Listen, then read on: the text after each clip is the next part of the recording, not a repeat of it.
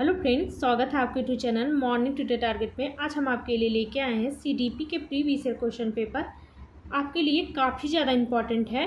जितने भी previous year question paper आज तक पूछे गए हैं सभी आपको एक एक करके कराने वाले हैं, चाहे वह सीडीपी हो चाहे एसएसटी हो। दोनों की क्लासेस प्रॉपर चलने वाली है।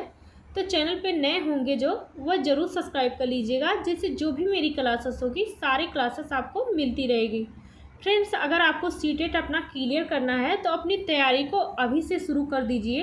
नोटिफिकेशन का इंतज़ार मत करिए, क्योंकि नोटिफिकेशन आने के बाद आपके पास टाइम नहीं बचता है। तो अपनी तैयारी को अभी से रेगुलर करते रहिए। तो चलते हैं क्वेश्चन पे। पहला है, निम्न में से पाठ का उदाहरण कौन सा होगा? तो पहला है बारंबार अभ्यास करना, दूसरा है नकारात्मक पुनर्बलन, तीसरा है उद्दीपन प्रतिक्रिया अनुबंधन का, और चौथा ऑप्शन है आधा हल किया हुआ उदाहरण देना। तो पाठ का कौन सा उदाहरण हो जाएगा? तो आधा हल किया हुआ उदाहरण देना इसका राइट आंसर हो जाएगा। आधा हल किया हुआ उदाहरण देना, जिसे पाठ या इसका फोल्डिंग भी कहा जाता है। जैसे समझिएगा, जैसे कोई बच्चा किसी कार्य को नहीं कर पा रहा है तो उसे सहायता देना, मदद करना, इसका फोल्डिंग या पार्ट कहा जाता है। तो इसका करेक्ट आंसर यहाँ पे याद रखिएगा, 4 ऑप्शन सही हो जाएगा। नेक्स्ट क्वेश्चन है, जीन पियाजे के अनुसार बच्चे कैसे सीखते हैं? तो बताइएगा निष्क्रिय नकल के माध्यम से। तो पहला तो गलत हो जाएगा। दूसरा है सक्रिय अन्वेषण द्वारा, तीसरा अनुकूलन के माध्यम से, चौथा ऑप्शन है पुरस्कार और दंड द्वारा। तो इसका करेक्ट आंसर यहाँ पे हो जाएगा सक्रिय अन्वेषण द्वारा।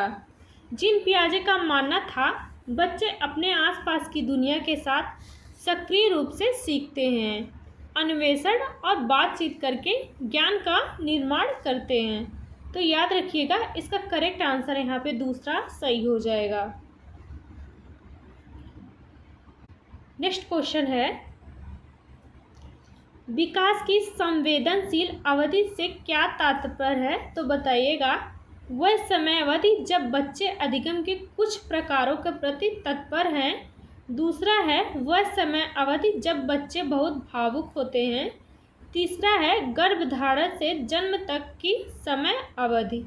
चौथा ऑप्शन है शैशवावस्था से किशोरावस्था तक के समय अवधि। तो विकास की संवेदनशील अवधि कौन सी हो जाएगी? तो वह समय अवधि जब बच्चे अधिगम के कुछ प्रकारों के प्रति तत्पर हैं। तो इसका करेक्ट आंसर यहाँ पे पहला सही हो जाएगा। बच्चों के जन्म से लेकर लगभग 6 से 7 वर्ष की उम्र तक की अवधि भाषा सीखने के लिए संवेदनशील अवधि मानी जाती है। ऐसा क्यों होता है? तो ऐसा क्यों होता है समझिएगा। तो इस समय में बच्चा बहुत आसानी से किसी नई भाषा को सीख लेता है। यदि इस अवधि में बच्चे को पर्याप्त भाषाई वातावरण ना मिले तो बाद में भाषा सीखना बच्चे के लिए कठिन हो सकता है। तो याद रखिएगा, इसलिए इस अवधि को संवेदनशील अवधि माना जाता है। नेक्स्ट क्वेश्चन है, विकास की प्रक्रिया की क्या विशेषताएं हैं? तो बताइएगा यह प्रक्रिया बचपन तक सीमित होती है। दूसरा है यह जीवन भर चलने वाली प्रक्रिया होती है।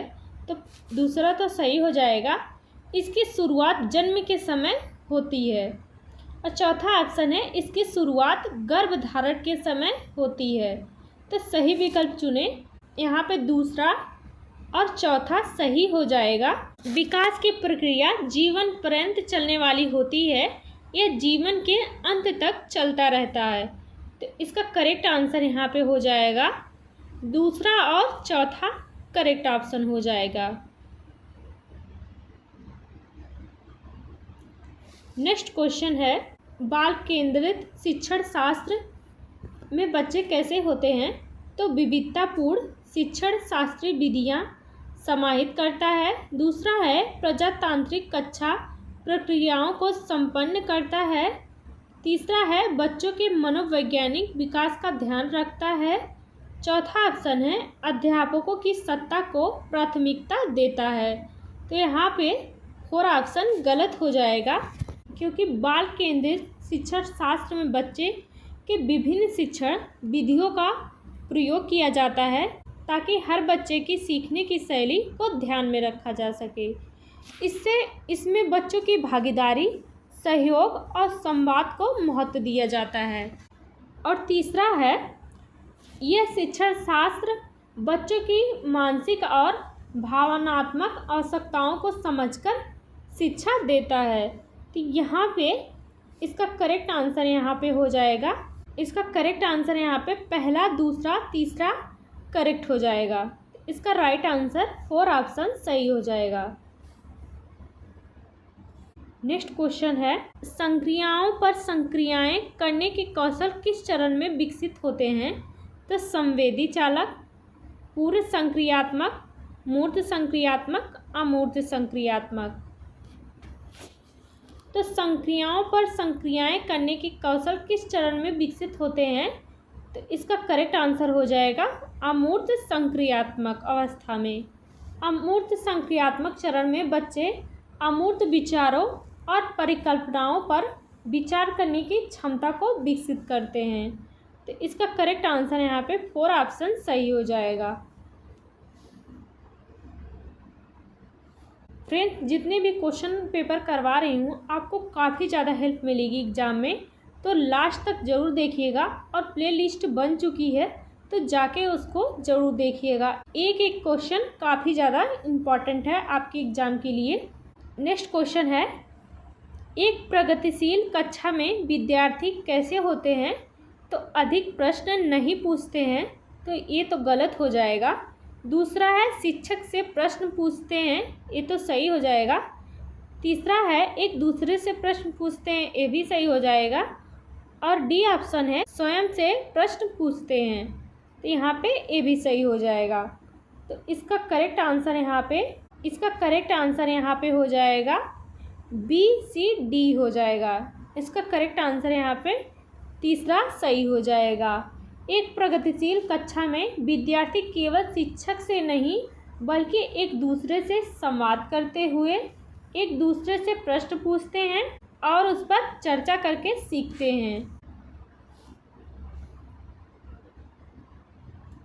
नेक्स्ट क्वेश्चन है प्राथमिक शिक्षिका अपने विद्यार्थियों में आंतरिक अभिप्रेरणा को बढ़ावा देने के लिए क्या कर सकती हैं? तो पहला है हर विद्यार्थी के हर प्रयास की प्रशंसा करके, प्रशंसा भी नहीं करनी है हमेशा बच्चों की। दूसरा है अवांछनीय व्यवहार को दंडित करके, बच्चों को दंडित भी नहीं करना है, तो यहाँ पे दोनों गलत हो जाएगा। तीसरा है विद्यार्थियों में प्रतिस्पर्धा को बढ़ावा देकर, तो बच्चों में प्रतिस्पर्धा को भी बढ़ावा नहीं देना है, तो तीसरा भी गलत हो जाएगा। चौथा ऑप्शन है बच्चों को सीखने में आनंद की अनुभूति को प्रोत्साहित करके, तो इसका करेक्ट आंसर यहाँ पे 4 ऑप्शन सही हो जाएगा।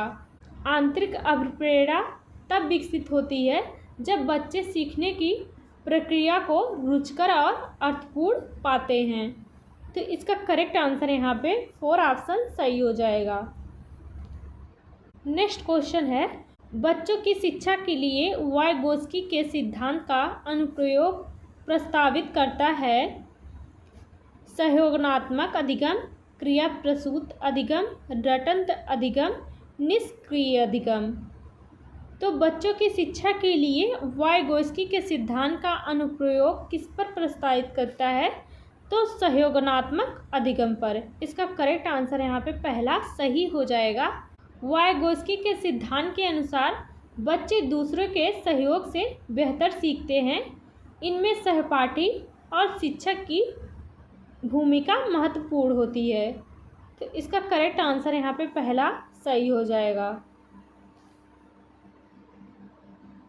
नेक्स्ट क्वेश्चन है यह मान्यता है कि भौतिक वस्तुएं जैसे गुड़िया कार में सजीव गुण होते हैं, वह क्या कहलाती है? तो जीववादी सोच, पदानुक्रमित सोच, केंद्रीकरण, वर्गीकरण। तो यह मान्यता कि भौतिक वस्तुएं जैसे गुड़िया कार में सजीव गुण होते हैं क्या कहलाती है? तो जीववादी सोच कहलाती है। इसका करेक्ट आंसर यहाँ पे पहला सही हो जाएगा। जीववादी सोच क्या होती है, चलिए जानते हैं। जीववादी सोच क्या होती है? जब बच्चे या लोग निर्जीव चीज़ों को जैसे गुड़िया कार आदि को भी सजीव मानते हैं तो उन्हें जीववादी सोच कहा जाता है। तो इसका करेक्ट आंसर यहाँ पे पहला सही हो जाएगा। नेक्स्ट क्वेश्चन है, वह चरण जिसमें कोई बच्चा तार्किक रूप से वस्तुओं और घटनाओं के बारे में सोचना शुरू करता है तो कौन सी अवस्था हो जाएगी? पूर्व संचालन चरण 2 से 7 वर्ष, दूसरा है मूर्त परिचालन अवस्था 7 से 11 वर्ष और तीसरा है शैशव अवस्था जन्म से 20 वर्ष। 4 ऑप्शन है औपचारिक परिचालक चरण 11 वर्ष और ऊपर। तो वह चरण जिसमें कोई बच्चा तार्किक रूप से वस्तुओं और घटनाओं के बारे में सोचना शुरू करता है वह अवस्था हो जाएगी मूर्त परिचालन अवस्था 7 से 11 वर्ष। इसका करेक्ट आंसर यहाँ पे दूसरा सही हो जाएगा। इस अवस्था में बच्चे तार्किक रूप से वस्तुओं और घटनाओं के बारे में सोचने लगते हैं, लेकिन क्या होता है जानते हैं। लेकिन यह सोच अभी भी जैसे ठोस और वास्तविक वस्तुओं तक ही सीमित होती है। मूर्त अवस्था में बच्चों में उल्टाव और पलटाव की जानकारी जैसे वर्गीकरण जैसी अवधारणाओं को समझने में सक्षम हो जाते हैं, लेकिन परिकल्पना नहीं कर पाते हैं, जटिल समस्याओं का समाधान नहीं ढूंढ पाते हैं। इनका क्या होता है, जो मूर्त रूप से देखते हैं वही सीखते हैं। तो इसका करेक्ट आंसर यहाँ पे दूसरा सही हो जाएगा। नेक्स्ट क्वेश्चन है, बच्चों के बौद्धिक विकास के 4 अलग अलग चरणों की पहचान निम्न में से किसके द्वारा की जाती है? तो एरिक्सन, स्किनर, पियाजे, कोहलबर्ग। तो इसका करेक्ट आंसर हो जाएगा पियाजे। जीन पियाजे एक प्रसिद्ध मनोवैज्ञानिक थे जिन्होंने बच्चों के संज्ञानात्मक विकास के बारे में महत्वपूर्ण सिद्धांत दिया। इनके अनुसार बच्चे ज्ञान और समझ को विकसित करने के लिए 4 अलग अलग चरणों से गुजरते हैं। तो इसका करेक्ट आंसर याद रखिएगा, यहाँ पे तीसरा सही हो जाएगा। नेक्स्ट क्वेश्चन है, प्रेरणा सीखने की प्रक्रिया में क्या होती है? शिक्षार्थी एक दिशा में सोचते हैं, दूसरा है छोटे बच्चों के बीच सीखने के लिए रुचि पैदा करता है, शिक्षार्थी की स्मृति को तेज करता है और चौथा ऑप्शन हो जाएगा नए अधिगम से पुराने अधिगम को अलग करता है। प्रेरणा सीखने की प्रक्रिया में क्या होती है? तो छोटे बच्चों के बीच सीखने के लिए रुचि पैदा करता है। तो इसका करेक्ट आंसर यहाँ पे दूसरा सही हो जाएगा। प्रेरणा मोटिवेशन सीखने की प्रक्रिया में महत्वपूर्ण भूमिका निभाती है। प्रेरणा क्या होती है? प्रेरणा यह बच्चों के सीखने के प्रति रुचि उत्पन्न करती है। जब कोई बच्चा किसी कार्य में रुचि लेता है तो वह अधिक बेहतर तरीके से किसी कार्य को कर पाता है। तो याद रखिएगा, इसका करेक्ट आंसर यहाँ पे दूसरा सही हो जाएगा। नेक्स्ट क्वेश्चन है, विकास की प्रक्रिया कभी समाप्त नहीं होती, यह विचार किससे जुड़ा है? निरंतरता के प्रिंसिपल, दूसरा है एकीकरण का सिद्धांत, तीसरा है बातचीत का सिद्धांत, चौथा है परस्पर संबंध का सिद्धांत। तो इसका करेक्ट आंसर हो जाएगा विकास की प्रक्रिया कभी समाप्त नहीं होती, यह विचार जुड़ा है निरंतरता के सिद्धांत से। इसका करेक्ट आंसर यहाँ पे पहला सही हो जाएगा। विकास एक सतत प्रक्रिया है जो जीवन भर चलता रहता है। यह निरंतरता के सिद्धांत से संबंधित है जो मानता है कि विकास एक चरण से दूसरे चरण क्रमिक रूप से आगे बढ़ता रहता है। यह निरंतर चलता रहता है रुकता नहीं है। तो याद रखिएगा, इसका करेक्ट आंसर यहाँ पे पहला सही हो जाएगा।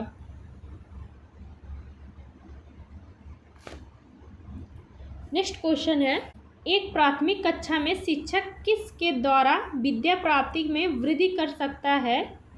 एक प्राथमिक कक्षा में शिक्षक किसके द्वारा विद्या प्राप्ति में वृद्धि कर सकता है? तो ड्रिल तथा अभ्यास। दूसरा है छात्रों के बीच प्रतिस्पर्धा को प्रोत्साहित करना। तीसरा है सामग्री को छात्रों के जीवन से जोड़ना। चौथा ऑप्शन है रिश्वत और पुरस्कार। तो ड्रिल तथा अभ्यास नहीं करवाना है, और दूसरा है बच्चों में प्रतिस्पर्धा को भी नहीं करवाना है, तो दूसरा भी गलत हो जाएगा। तो इसका करेक्ट आंसर यहाँ पे तीसरा सही हो जाएगा। जब शिक्षक शिक्षण सामग्री को बच्चों के व्यक्तिगत अनुभवों और जीवन से जोड़कर सिखाते हैं, तब छात्र उस सामग्री को अधिक अच्छी तरह से समझ पाते हैं। इसका करेक्ट आंसर यहाँ पे तीसरा सही हो जाएगा। लास्ट क्वेश्चन है, आप लोग कमेंट करके इसका राइट आंसर आपको बताना है, तो कमेंट बॉक्स में ज़रूर बताइएगा। देखते हैं कितने लोग बताते हैं। स्कूल की बच्चों के समाजीकरण में क्या भूमिका होती है? तो इसका करेक्ट आंसर आपको कमेंट बॉक्स में बताना है। तो मिलते हैं ऐसे किसी नेक्स्ट क्लास के साथ।